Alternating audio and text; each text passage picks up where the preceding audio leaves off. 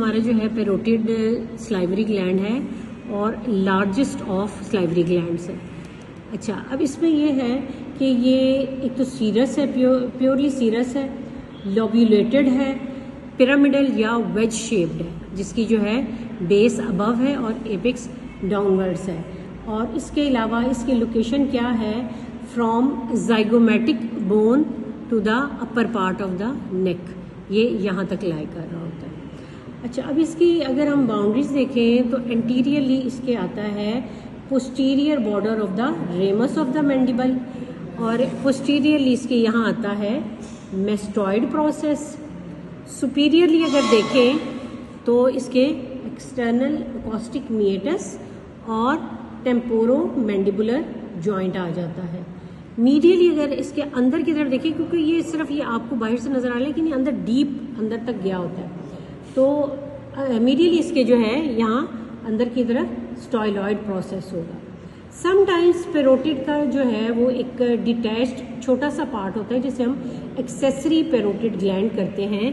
ये यहाँ नज़र आ रही है पेरोटिड डक्ट, तो वो इसके ऊपर छोटा सा पार्ट जो है वो लाई कर रहा होता है। अब अगर इसकी एक्सटर्नल फीचर्स हम देखें तो चूँकि ये पिरामिडल या वेज शेप्ड है तो ये इसकी एक बेस है, ठीक है, और ये इसकी एपेक्स है।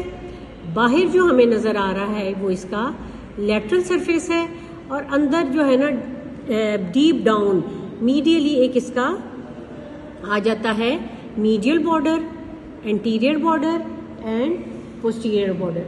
तो इसकी हमारे पास क्या हो गई, एपेक्स हो गई, 4 सरफेसेस हो गई, जिसमें कि एक तो बेस आ जाती है, एंट्रोमीडियल सरफेस, पोस्टोमीडियल सरफेस, और बाहर जो नज़र आ रही है लेटरल सरफेस, और 3 बॉर्डर्स आ जाते हैं, एंटीरियर बॉर्डर, पोस्टीरियर बॉर्डर और अंदर की तरफ मीडियल बॉर्डर आ जाता है। अब हम इसके 1 बाय 1 इनके डिफरेंट पार्ट्स के रिलेशंस देखेंगे और उनमें से कौन से स्ट्रक्चर्स एंटर हो रहे हैं या इमर्ज हो रहे हैं वो देखेंगे। सबसे पहले आ जाता है हमारे पास इसकी एपेक्स। तो एपेक्स में यहाँ तो नज़र नहीं आ रहा, लेकिन आपको पता है कि यहाँ 7th क्रेनियल नर्व जो है पेरोटिड को सप्लाई तो नहीं करती, लेकिन यहाँ आके यूं डिवाइड हो जाती है ब्रांचेस में, जिसमें टेम्पोरल आ जाती है, जाइगोमेटिक आ जाती है, बक्कल आ जाती है, बक्कल की भी अपर लोअर और मार्जिनल मैंडिबुलर आ जाती है, और नीचे ये सर्वाइकल आ जाती है। तो आप अगर देखें तो ये एपेक्स से जो है इसकी 7th क्रेनियल नर्व की सर्वाइकल ब्रांच निकल रही होती है। इसके अलावा यहाँ जो पेरोटिड ग्लैंड के अंदर जो है सुपरफिशियल टेम्पोरल वेन और मैक्सिलरी वेन मिलके रीट्रोमैंडिबुलर वेन बनाते हैं। तो रीट्रोमैंडिबुलर वेन भी यहाँ नज़र तो नहीं आ रहा, यहाँ उससे एपेक्स से उसकी एंटीरियर और पोस्टीरियर डिवीजन्स निकलती हैं। ठीक हो गया, तो ये हमारी एपेक्स हो गई। अब अगर हम बेस को देखें तो बेस में क्या होता है कि एक तो यहाँ एक एक्सटर्नल अकॉस्टिक मीएटस के साथ ये रिलेटेड है और टेम्पोरोमैंडिबुलर जॉइंट के पोस्टीरियर एस्पेक्ट से रिलेटेड है। स्ट्रक्चर्स इसमें से कौन से इमर्ज हो रहे हैं, इसमें से एक तो सुपरफिशियल टेम्पोरल वेजल्स निकल रही हैं, ऑरिकुलो टेम्पोरल नर्व निकल रही है, और यहाँ से ही मेरा ख्याल है कि हमारी जो है ना सुपरफिशियल जो है temporal nerve of 7th cranial nerve वो भी इधर से ही इमर्ज होगी। फिर हमारी आ जाती है लैटरल सरफेस, जो कि हमें ये बाहर नज़र आ रही है। लैटरल सरफेस ये तो आपको ऊपर से उतार के दिखाया गया, तो इसमें क्या क्या आ जाएगा, इसमें आ जाएगी इसके ऊपर स्किन आ जाएगी, सुपरफिशियल फेशिया आ जाएगा, प्लेटिज्मा आ जाएगा, investing layer of deep cervical fascia आ जाएगा। अच्छा, investing layer of deep cervical fascia जब आता है ये नीचे से आ रहा होता है, ये पूरा नेक को कवर करके जब ये आता है हमारे पास पेरोटिड, तो वो ये स्प्लिट होके इसको आगे पीछे से कवर कर लेता है, इसको कैप्सूल बनाने के लिए, फिर ऊपर जाके ये अटैच हो जाता है। तो deep investing layer of deep cervical fascia जो है वही इसका कैप्सूल बनाता है। अब कैप्सूल के नीचे क्या आएगा, पेरोटिड लिम्फ नोड्स आ जाएंगे और फिर पेरोटिड ग्लैंड आ जाएगा। अब इसकी हम एंट्रोमीडियल सरफेस की बात करते हैं, यानी अगर हम इसको उतार के अंदर की तरफ देखें मीडियल बॉर्डर के एंटीरियर साइड पे, तो अंदर की तरफ जो है वो हमारे पास एंट्रोमीडियल सरफेस है। एंट्रोमीडियल सरफेस किसके ऊपर लाई कर रही है, नीचे देखें तो यहाँ तो नज़र नहीं आ रहा, इसके नीचे होगा मैसेटर मसल होगा, मीडियल टेरिकोइड मसल्स होगा, posterior border of ramus of the mandible होगा और branches of the facial nerve होंगी जो कि इसके एंटीरियर बॉर्डर से निकल रही होंगी, और इसके अलावा पेरोटिड डक्ट होगी। तो कौन कौन सी ब्रांचेस निकलेंगी आप यहाँ देखें तो ज़ाइगोमैटिक, बक्कल, मार्जिनल मैंडिबुलर यहाँ से निकलेगी, और इसके अलावा ये देखें तो पेरोटिड डक्ट भी यहाँ से निकल रही है। तो ये सारा कुछ इसके एंटीरियर बॉर्डर और एंट्रोमीडियल सरफेस से निकल रहा होगा। उसके बाद हम आते हैं पोस्टीरियर बॉर्डर की तरफ और पोस्टरोमीडियल सरफेस की तरफ। अगर आप देखें तो पोस्टीरियरली मेस्टॉइड और मीडियली स्टॉइलॉइड प्रोसेस आ जाता है। तो जो मसल्स अटैच होंगे इधर मेस्टॉइड प्रोसेस पे और स्टॉइलॉइड प्रोसेस पे वो भी आ जाएंगे। मेस्टॉइड पे अटैच होता है स्टर्नोक्लेडोमेस्टॉइड मसल, ठीक है, और यहाँ posterior belly of digastric muscle attach होती है, और मीडियल सरफेस, ठीक है, और पोस्टीरियर बॉर्डर आ जाता है। जो हमारा पोस्टरोमीडियल सरफेस है यहाँ हमारा आएगा मेस्टॉइड प्रोसेस, और ऑफ कोर्स मीडियली जो प्रेजेंट होता है वो स्टॉइलॉइड प्रोसेस होता है। तो जो स्ट्रक्चर्स अटैच हैं मेस्टॉइड प्रोसेस के साथ और स्टॉइलॉइड प्रोसेस के साथ वो सारे मसल्स आ जाएंगे इन प्रोसेसेस के अलावा। तो मेस्टॉइड में हमारा कौन सा अटैच है? स्टर्नोक्लेडोमेस्टॉइड। ये देखिए पूरा नीचे तक जा रहा है स्टर्नोक्लेडोमेस्टॉइड, ठीक है, और अंदर की तरफ जब स्टॉइलॉइड प्रोसेस है। अच्छा, स्टर्नोक्लेडोमेस्टॉइड के अलावा यहाँ अटैच होता है हमारा posterior belly of digastric muscle. अंदर की तरफ जो है मीडियली स्टॉइलॉइड प्रोसेस प्रेजेंट है। तो स्टॉइलॉइड प्रोसेस पे कौन कौन से मसल हैं? स्टाइलोग्लॉसस जो स्टॉइलॉइड प्रोसेस से टंग की तरफ जाता है, स्टाइलोहायोइड जो स्टाइलॉइड प्रोसेस से हायोइड बोन की तरफ जाता है, और स्टाइलोफ्रिंजियस जो स्टाइलॉइड प्रोसेस से फेरिंक्स की तरफ जाता है। अच्छा, अब इसमें जो है हमारा पोस्टरोमीडियल सरफेस, इसमें स्ट्रक्चर्स एंटर हो रहे होते हैं। क्या क्या एंटर हो रहा होता है इसमें?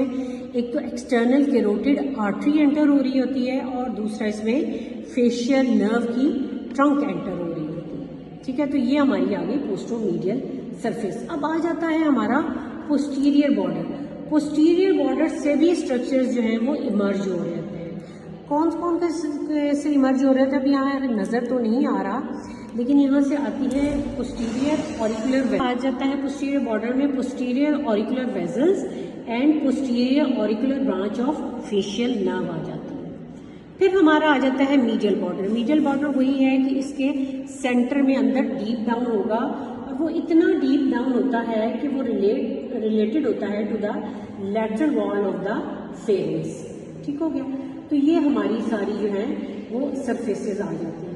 अच्छा, अब हमने ये जब पढ़ा है तो इसमें एक बड़ी इंपॉर्टेंट चीज़ है कि इस पर अरेंजमेंट कैसी है, यानी अगर हम इसका कट सेक्शन लें पैरोटिड ग्लैंड का तो हमें कैसे नज़र आएगा। ये ऐसे ही आगे से हम देखें तो इसमें अरेंजमेंट कैसी है, यानी कि ये आपका क्वेश्चन भी है, ये आपका एमसीक्यू में भी आ सकता है या वाइवा क्वेश्चन भी पूछा जा सकता है कि इसमें नर्व, आर्टरी और वेन की अरेंजमेंट कैसी है। अगर हम मीडियल यानी अंदर से बाहर की तरफ आए, या हम कहते हैं कि डीप टू सुपरफिशियल साइड पे आए, तो सबसे पहले इसमें आएगा external carotid artery. External carotid artery, उससे बाहर आएगा हमारी रिट्रोमैंडिबुलर वेन, और उससे बाहर यानी सरफेस की तरफ या लैटरल सरफेस की तरफ आ जाएगा हमारा फेशियल नर्व और उसकी ब्रांचेस आ जाएंगी। तो ये बड़ा इंपॉर्टेंट है कि arrangement of the structures with in the parotid gland. अच्छा, अब हम बात करते हैं पैरोटिड डक्ट ऑफ स्टेंसन की। ये जो आपको सामने नजर आ रही है 5 सेंटीमीटर लॉन्ग है, emerges from the anterior border of the parotid gland, approximately present कहाँ है? Midway between the zygomatic arch and the ये zygomatic arch है and the angle of the mandible। तो अप्रोक्सीमेटली इन दोनों के मिडवे आपको ये पैरोटिड डक्ट नजर आ रही है। अच्छा, जब ये इमर्ज करती है तो इट क्रॉसेस द मेसिटर के ऊपर से पास कर रही है, और फिर यहाँ आके एट द बिल्कुल राइट एंगल ये पियर्स करती है बक्कल फैट को और बक्सीनेटर मसल को, और फिर अपीयर होती है एक ओपनिंग में जो कि अपर सेकेंड मोलर टूथ के अपोजिट प्रेजेंट है। यहाँ अप्रॉक्सीमेटली, यहाँ दिखाया तो नहीं हुआ लेकिन अप्रॉक्सीमेटली यहाँ इसकी ओपनिंग प्रेजेंट होती है। तो ये तो आपके सारा ये हो गया। अब इसकी जो है मैंने जैसे बताया कि 7th क्रेनियल नर्व जो है इसमें से आती है और ब्रांचेस देती है, लेकिन इसको सप्लाई नहीं करती। इसको सप्लाई क्या करती है? इसकी सप्लाई जो है 3 आती है। एक तो पैरासिम्पथेटिक जो है स्क्रीटोमोटर है, दूसरी इसकी सिंपैथेटिक है और तीसरी इसकी जो पेन सेंसेशंस कैरी करती है। अब पैरासिम्पथेटिक स्क्रीटोमोटर कहाँ से आ रही है? हमारे यहाँ जो है पोन्स में प्रेजेंट होता है। एक तो सुपीरियर सेलिवेटरी न्यूक्लियस तो 7th क्रेनियल नर्व का, एक इंफीरियर सेलिवेटरी न्यूक्लियस भी प्रेजेंट होता है पोन्स के अंदर। तो पोन्स में से वो निकलती है 9th क्रेनियल नर्व, वो देती है टिम्पैनिक ब्रांच। टिम्पैनिक ब्रांच जो है वो जाती है मिडिल ईयर में, और वहाँ जो है मिडिल ईयर के मीडियल वॉल पे टिम्पैनिक प्लक्सेस बनाती है। अच्छा, अब वहाँ से ये निकल के ये दोबारा एंटर हो जाती है मिडिल क्रेनियल फोसा में, और वहाँ बन जाती है ये lesser petrosal nerve. Lesser petrosal nerve जो है फोरामेन ओवेल से निकलती है ट्राइजेमिनल नर्व के साथ, और फोरामेन ओवेल के जस्ट नीचे होता है ऑप्टिक गैंग्लियन। ऑप्टिक गैंग्लियन में ये सिनैप्स बनाती है, और सिनैप्स बनाने के बाद इसको हम कहते हैं पोस्ट गैंग्लियोनिक पैरासिम्पथेटिक स्क्रीटोमोटर फाइबर्स। अब ये ट्रैवल करती है, ट्राइजेमिनल ने वहीं दी होती है अपनी मैंडिबुलर ब्रांच, और मैंडिबुलर ने आगे से ऑरिकुलोटेम्पोरल नर्व दी होती है। ये ऑरिकुलोटेम्पोरल के साथ या उस वाया ऑरिकुलोटेम्पोरल नर्व ट्रैवल करके आती है पैरोटिड ग्लैंड में, और फिर उसकी स्क्रीटोमोटर यानी कि सलाइवा की स्क्रीशन का काम करती है। सिंपैथेटिक क्या है? सिंपैथेटिक जो है वेजोकॉन्स्ट्रिक्टर है। वो कहाँ से आती है? T1 T2 से वो आती हैं स्पाइनल नर्व से, और उनके रास्ते में आता है superior cervical ganglion cervical area में। वहाँ वो जो है अपना बनाती हैं पोस्ट गैंग्लियोनिक बनती हैं, यानी कि साइनैप्स करती हैं। उधर से निकल के एक्सटर्नल कैरोटिड और मिडिल मेनिंजियल के अराउंड प्लक्सेस बनाती हैं, और वहाँ से फिर ऑप्टिक गैंग्लियन में रीच करती है। लेकिन ऑप्टिक गैंग्लियन में ये रिले नहीं करती, क्योंकि ऑलरेडी रिले कर चुकी है, ये साइनैप्स बना चुकी हैं सुपीरियर सर्वाइकल गैंग्लियन में।